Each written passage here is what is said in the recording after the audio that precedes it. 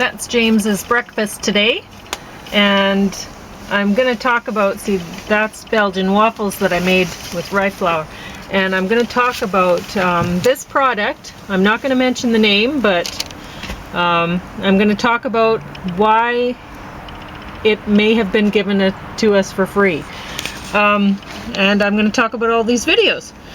Better Call Saul Season 6. That's on the top there. Vicious, the finale. News of the World, repeat. Betty White, Good House, and Piercing. You put Betty White near the bottom, eh? Well, no, it's all of these videos this week are worth watching. Okay, I just wanted to clarify that. So I'll get to that in a minute, but Better Call Saul. Because I can remember you were laughing about that Betty White thing. That was, rarely have you laughed at that much per unit time. Yeah, but, this is yours, right?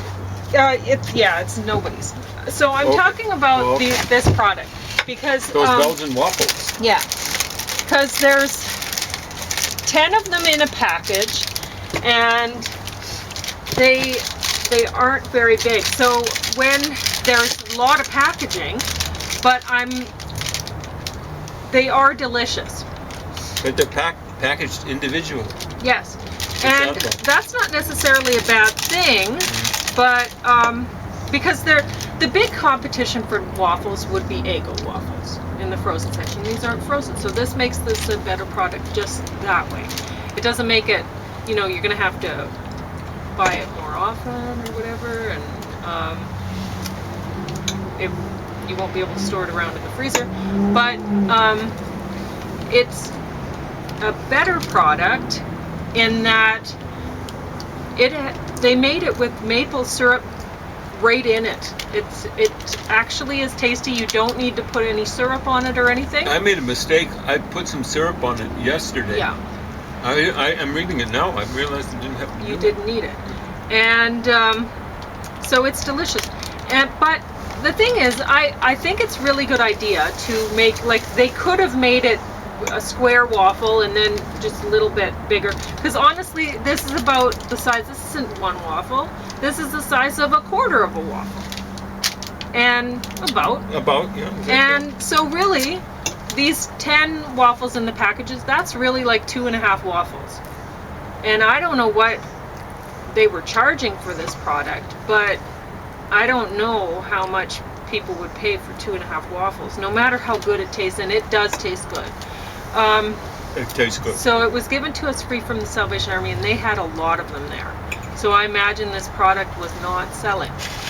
Now, you could make them square, like I said, and market them, just like Wendy's markets their hamburgers successfully. They don't cut corners, right? But wow, that's good. It is. That's what they do on their burgers, Wendy's. Yeah, it's smart. It's been so long since I've had a Wendy's burgers, like 20 plus years. I know, but I think it is better to go with the Belgian waffle idea. These do fit in the toaster, like I toasted James's waffles, but my toaster is one of those bagel toasters, so it has it accommodates wider things. But I think most people have those now. It's an awesome toaster. It is great. And so I don't think that would be a problem this way. So you just take it out and you can have a nice warm waffle instantly. It's great. And but at the same time, people will look at this, and how I mentioned Wendy's doesn't cut corners. People look at this waffle and they go, wow, they cut corners. It's a good idea having a Belgian waffle, because Belgium has been seen as being, I don't know, what would the word be? Out of the French kind of countries, people like Belgium the best, right? That's why Perot was so successful. He's a French guy, but he's Belgian, so that's okay, right? The other thing is, Belgium is kind of like a mix of Flemish and French. That's right, yes. So it's kind of like the way Europe should be, like where people aren't in each other's faces. Exactly. Now, understand, Belgium has a problem. It seems kind of neutral in a way. Kind of neutral. Like they get along. There's, different cultures are able to coexist. Maybe with their neighbors, but Belgium actually has a long history of the two ethnicities not getting along with each other. Somewhat like Canada, only I think worse. But I mean, it's not that bad. It's not a bloodbath. They're getting along okay. Exactly right. It's fine. So I think the idea of going with a Belgian kind of waffle for the round is a good idea. Because just the name Belgian, people will like it more. And it's neutral by comparison. Yes. Pretty well any other place. And people still consider French food good, so they will associate Belgium somehow with French food, and the product will sell better. But you can't cut corners. You got to make sure that's perfectly round. When I make a waffle, and I even have this little bit on the edge that doesn't come out perfect, well, it's not perfect, right? So it's not good enough. It's got to be perfectly round, and in order to sell it that way, and it can't be this small. It's got to be to the size, like double the size, or people will not like it. Now, a great thing about this product, I want to see this product succeed because it does taste great, and it's something that you could put in a vending machine. You could market this at universities and high schools or workplaces. Just a vending machine you could have, even if you wanted to seem a little fancier, you could have a cup of fruit and nuts like that go with it, and then it's right there. And then the packaging doesn't seem ridiculous because that's what you would have in a vending machine, right? And be a whole lot healthier than the chocolate bar. Yeah. And then, I mean, if you have some sort of toaster feature with the machine, so people could put it in and warm it up. And then, well, that'd be interesting. You know, it's easy. Toasters have been around forever. It's not like you're having to reinvent the wheel, really, with this. So, this product should work. You need to tweak it. You need to make it better because it tastes great. If people taste it, they'll be like, yeah, I should really eat this thing, but they still, because it's not perfectly round, they will feel ripped off. It's the opposite of Wendy's doesn't cut corners. They will look at this and go, what a rip-off. You know, you get this package and first you're like, okay, Belgian waffles, okay. It's not, because it's not big like a Belgian waffle, and it's not perfectly round. It's a rip-off Belgian waffle, and they're going to see it that way. So you got to work on that because this product should succeed. So you listening? Tastes good. Hearty No, baked? don't give the product name because then they might cancel my thing because I didn't give them a great review. Okay. That's why I didn't show the. Anyway, Better Call Saul season 6. I put it at the top because I love this show. I love it, love it, love it. But about it, honestly, the season, it was working up to something, and about halfway through, you're like, oh, this has to be the end. What can possibly happen after this? Flatline. The rest of the season was interesting enough, but compared to you went up there, they brought you up, and then it just. So I don't know. I was looking at the box thinking, okay, well, this must be the last season then, given what happens. But I guess it's not, because it doesn't say that. So what can possibly happen in season 7? Let's find out. I mean, I'm interested to find out because I love the show. And I definitely want to see it go up from where it left off at the end of season 6. So season 7 is current, like this last year? Season 6, this review, it's pretty 2022. Well, that is good. Yeah. So, now this one isn't as current. This one's Vicious the finale, and it's from 2016. And you've probably already seen it, but if you haven't, it's worth seeing. It's better than the rest of the Vicious series, and I enjoyed the Vicious series. So there you go. It's funny, and honestly, you need a few laughs. That's why I watch some funny stuff, because after watching Piercing, you need a few laughs. But it's not that it's bad, it's on the bottom, but this stack, they're all worth watching. But I'll get to that. News of the world. You know, Tom Hanks, he's maybe not the best actor in the world, but he rarely lets me down if I want a movie that's kind of G-rated, you know, whatever. You know, a good family kind of movie or whatever, something. And he didn't let me down with this. I enjoyed the movie. It seemed believable. And yeah, it was a different sort of role for him, but he did it well. Well, he does different stuff. I thought he did a great job playing the Colonel in Elvis Presley movie. Oh yeah, but yeah, this one's a Civil War sort of thing, and I really don't like watching historical dramas, but I enjoyed it. So it's post Civil War, yeah. 5 years after, but it's basically the same time frame. So then I have Repeat, and honestly, this movie should have been at the top of the stack, but the ending didn't work. It went along quite, it's British, right? So it goes along quite slowly. It's traditionally sort of understated. It's not Hollywood. And you have a really interesting story. It's about a guy who thinks that he's invented this machine, and he believes that he's communicating with dead people. From all outward appearances, that's what it seems to be doing. And so he thinks and in any case, his machine was awesome, but has some serious side effects, and it ends up different than you would think it would be, and very well put together, very creative idea. And then at the end, it's like, oh, why didn't it just end when he realized what he had done? And that's it.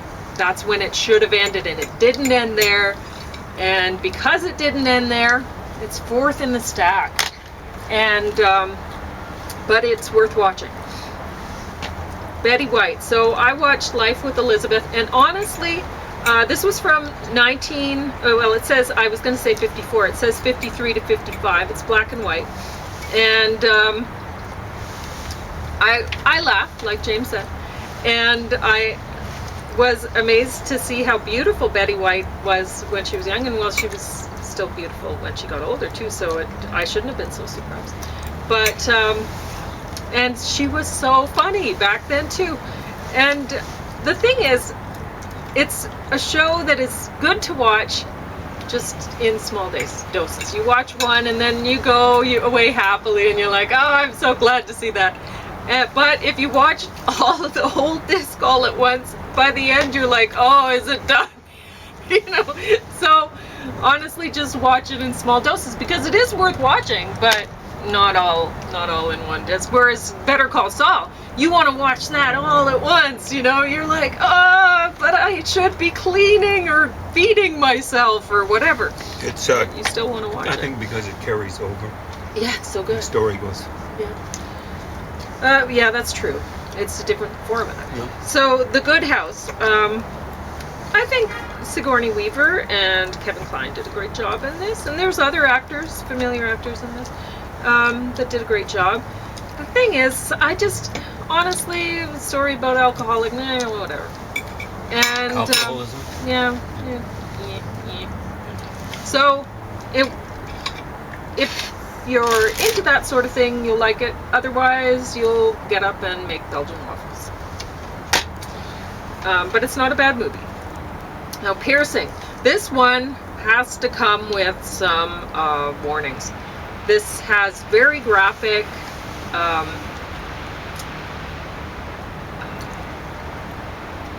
I wouldn't even call it S&M. I would say it has very graphic, violent, sexual content. And it starts out with a man who wants to, he's planning on hiring a prostitute and killing her. And he's been thinking about this for a long time. He has everything, like, he's planned out exactly how he wants to do it, and he's been practicing this in his mind, and he's very excited about it. And his wife, he has a little baby child and a wife, and his wife is like, yeah, go for it, and she's all in support of this. She thinks, yeah, get it out of your system, you know, whatever, prostitute. And it doesn't end up as he'd planned. So you will need to watch something funny after watching this, because it's pretty heavy content. And yet it was very well done. And if you can handle it, definitely not when there's children around or anything like that. This is not a movie for children or people who are sensitive to things like that, to the content that this features. But very well done, and it really does make you think about the act of piercing, how it's so common. I remember when my grandma wanted to get my ears pierced. She was determined she was going to do it. My dad said no, because it's a sin to change the body God has given you. According to him. So you can't mark the body. So he did not want, I was raised Christian, and my dad some would have said that he was really devout, maybe. And so we were raised accordingly, and my dad did not want our ears pierced, and if we got our ears pierced, we were going to go to hell. So my grandma got her ears pierced, and I thought, okay, well, I'm going to hell. I thought for sure, well, my grandma's not a Christian, because she did. So for a long time, but my grandma was a Christian, and honestly, it was really terrible for my dad to say that, as much as he wouldn't have meant anything by it, I don't think, but I was sure that I was going to hell from that point on, from being, 5 years old and getting my ears pierced. So really, what could I do to make up for that? I was always going to go to hell. But it makes you think of that. It makes you think of how strange it is that people do things like pierce. And it's common around the world. It's so common. It's so common, but it's a weird thing. And why do we do it? Why? It makes no sense. It really gets you thinking about that. And anyway, so I'd say worth watching. Now James is going to talk about Margaret Lawrence, The Diviners. Well, actually, I'm going to just mention that I finished reading it. How much time? 5? You have 10 minutes. 10 minutes. You can keep talking about finished reading it, and just this morning I finished reading. I don't have the book here. Excuse me, another one of her novels, The Just of God. I think both of these, of the two, won Governor General's Award. The Just of God, maybe 1967, and The Diviners, 1974. So I'm just going to mention in preliminary fashion that it was a better read than I thought it would be. Margaret Lawrence is considered one of the classic, I think, of Canadian fiction, Canadian literature. You're the one who picked this up, Yeah. Well, I thought you'd want to read it. Yeah. So it's. I'm not a big fan of Canadian fiction. Canadian poetry, when we're talking about Joni Mitchell, Leonard Cohen,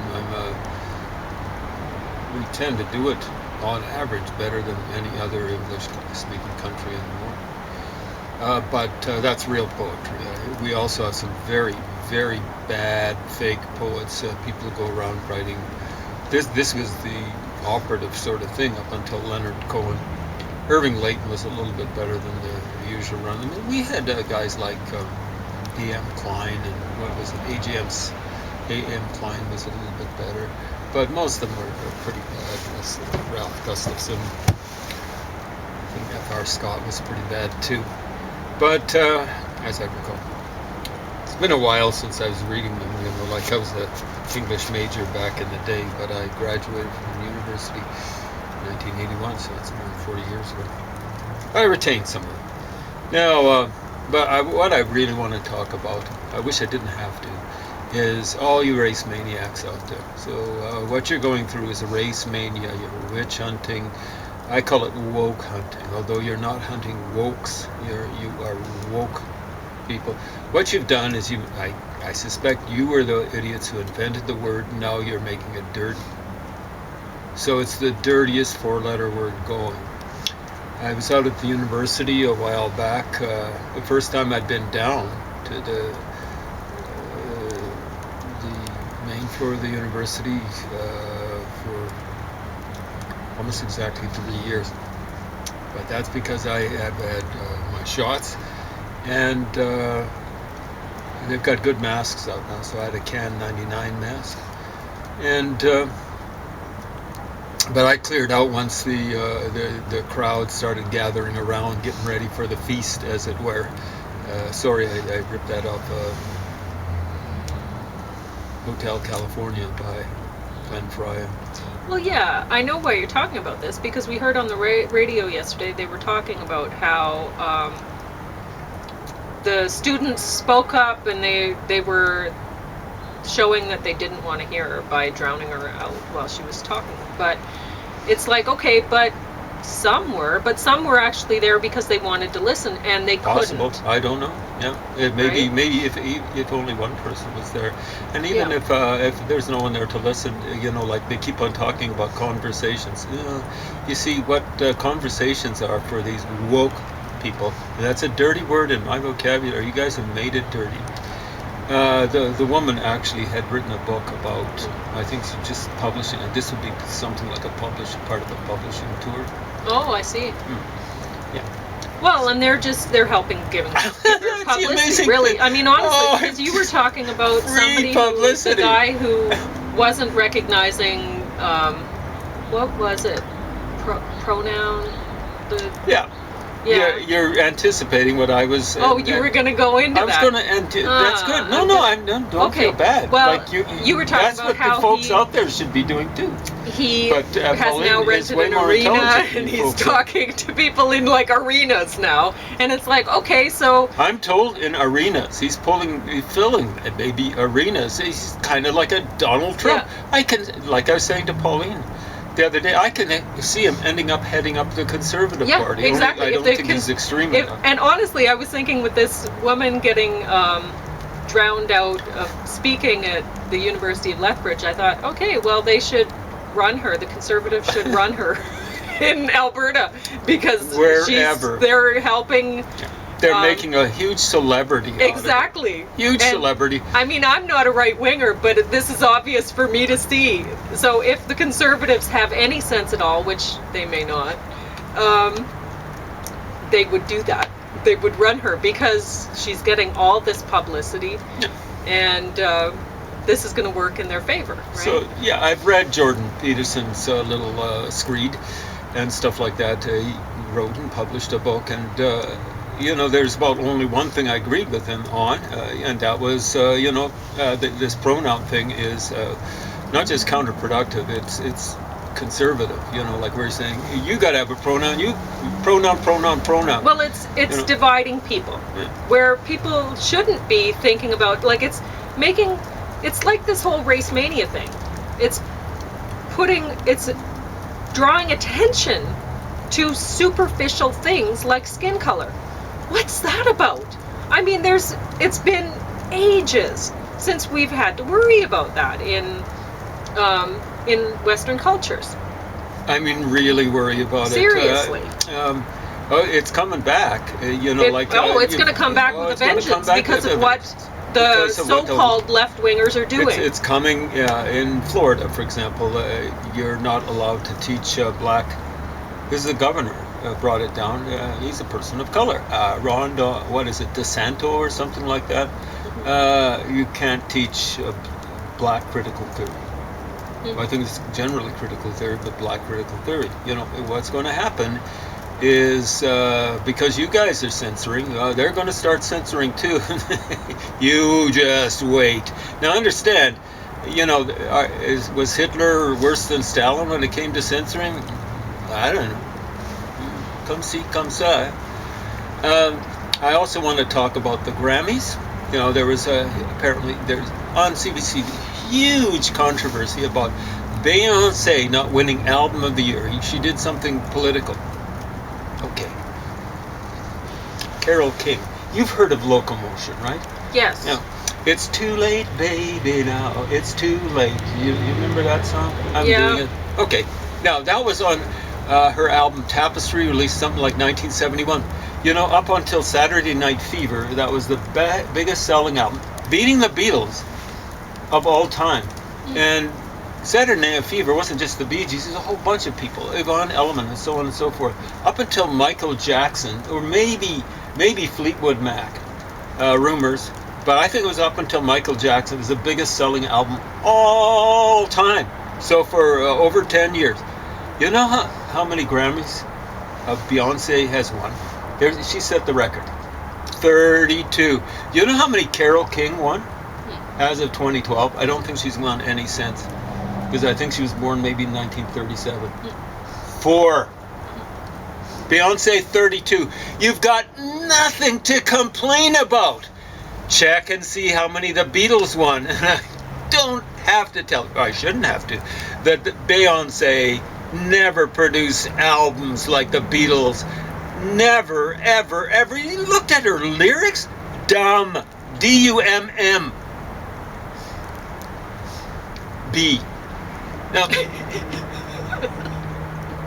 I had you. D-U-M-M is actually German, and it's actually more like, well, Dummkopf and stuff like that. Yeah. I kept you hanging there, you idiots. Anyway, yeah, you know, contemporary of Carole King. She didn't write the greatest lyrics, but definitely not the worst. Not as bad as Beyonce. Catchy tunes. Paul Simon, a slightly younger contemporary of Carole King. He actually worked with Carole King back in the day. You check and see how many Grammys Paul Simon has won, either with Simon or with Garfunkel, or just solo. I don't think it'd be even close to Beyonce. Beyonce is a hot-looking prospect who can dance well. Has nothing to do with putting albums out. Come on! Can you whistle a tune that she ever came up with? Nah. Okay? Wake up and smell the coffee. Super Bowl coming up. Huge controversy on CBC. Why is this the first Super Bowl where there have been 2 starting black quarterbacks? Have we got 2 minutes, hopefully? You have 30 seconds. 30 seconds. I have a minute. Okay. There, 13% of the population in the United States is black.